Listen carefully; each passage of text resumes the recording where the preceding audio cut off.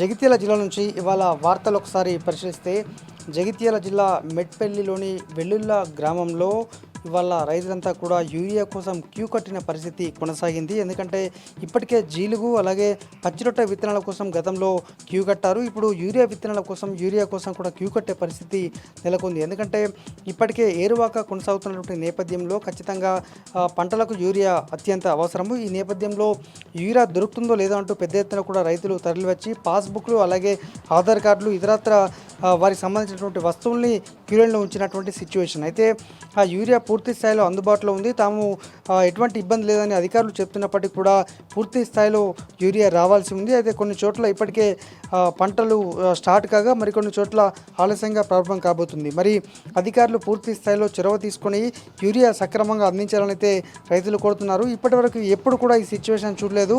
Urea పూర్తి స్థాయిలో అందుబాటులో ఉంది. ఎప్పుడు కూడా క్యూ లైన్లో చెప్పులు పెట్టే పరిస్థితి గత 10 ఏళ్లలో కనిపించలేదంటూ రైతులైతే చెప్పడం జరిగింది.